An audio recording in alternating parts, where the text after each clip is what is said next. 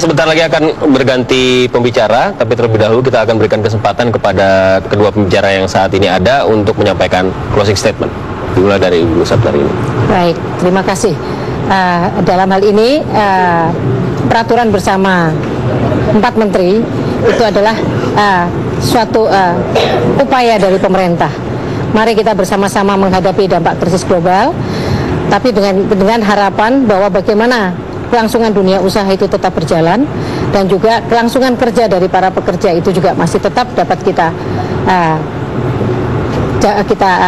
laksanakan, sehingga jangan sampai lagi menambah jumlah pekerja-pekerja kita yang nantinya akan kehilangan pekerjaan, sehingga akan menciptakan pengangguran yang lebih banyak lagi, karena bagaimanapun juga kita juga harus memperhatikan beberapa hal yang jangan sampai menimbulkan kerawanan-kerawanan dengan adanya banyaknya PHK tersebut.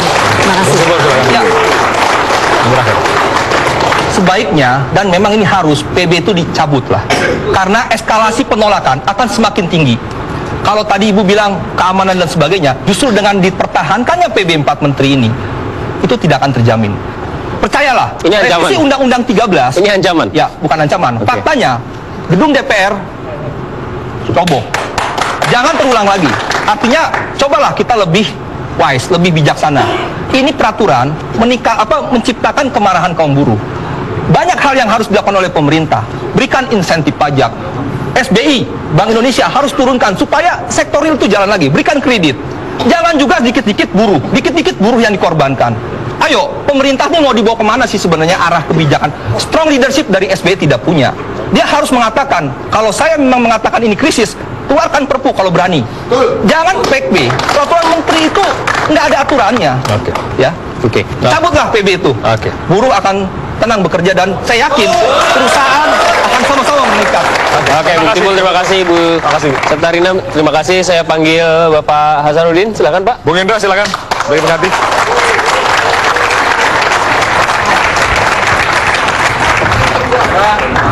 Indra, apa kabar ya? Sehat Pak.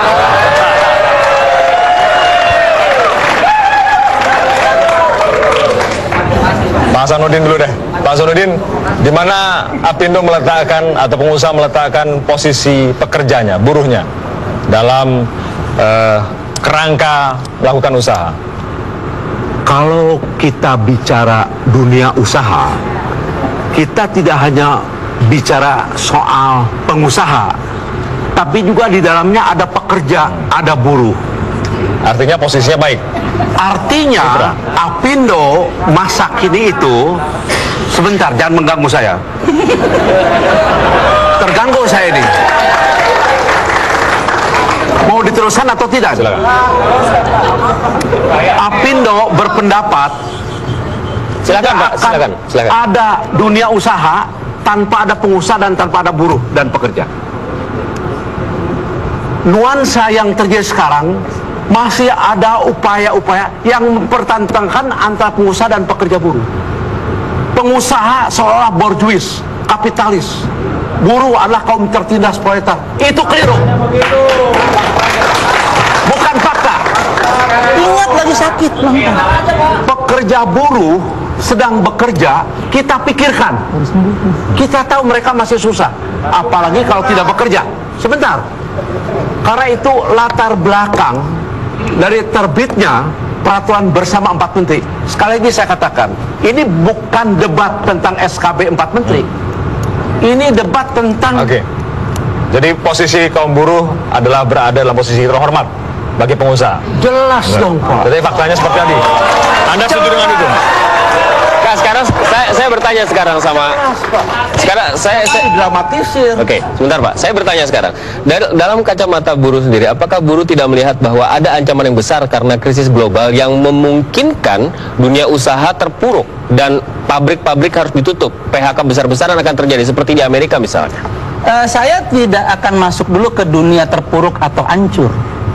Tapi PB ini dibuat menimbulkan kesan bahwa negara yang berpenduduk lebih 200 juta memiliki menteri yang ini enggak. Ini serius nih. Serius. Saya serius. Kenapa saya saya bilang, contoh, pasal 2 di huruf D, lihat. Upaya untuk memberantas penyelundupan. Loh, kok upaya? Itu sudah tanggung jawab para pejabat negara. Bagaimana ini dunia industri tidak terpuruk? Penyelundupan dibiarkan di mana-mana.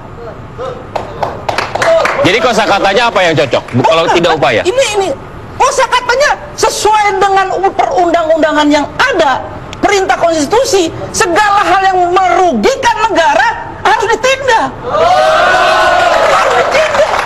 Coba, mungkin Pak Sanudin belum pernah naik angkot, belum pernah naik bis kota, belum naik Jabotabek. Bukan pernah, sering. Oke. Saya koreksi. Coba lihat. Pulpen ini, Pak, pulpen ini selusin Rp5.000. Padahal yang dibuat di Indonesia itu kita beli di toko nggak dapat 1.500 sekarang. Ini dibiarkan. Di mana intelijen negara? Ada nggak intelijen industri apa dunia usaha? Oke, sekarang kembali ke pertanyaan saya tadi. Belum masuk ke situ. Saya belum mau masuk ke situ. Terlalu panjang, terlalu panjang nanti kalau misalnya Anda bicara panjang. Sekarang saya tanya kepada Anda dari kacamata buruh, apakah ada kekhawatiran yang sama yang dihadapi oleh pengusaha bahwa ini usaha mungkin saja akan terancam dan akan terjadi hal-hal yang tidak diinginkan karena krisis global? Itu dipahami atau tidak sama buruh? Buruh bukan tidak memahami. Oke. Apabila Pak Hasanuddin sakit, bukan kuburan yang disiapkan. Iya kan? Harus berobat-obatannya bagaimana? Itu yang diperiksa. Apa upaya pemerintah sekarang untuk mengatasi dunia industri? Apa upaya pemerintah untuk mengatasi buruh? Tahun 2008 kemarin saja upah minimum belum mencukupi kebutuhan hidup layak. Apalagi sekarang dengan SK menteri-menteri yang sangat melanggar konstitusi. PB 4 menteri ini melanggar pasal 27 ayat 2, pasal 28 D ayat 2, dan pasal 28 I ayat 4. Ini yang harus kita periksa. Siapa yang membuat ini?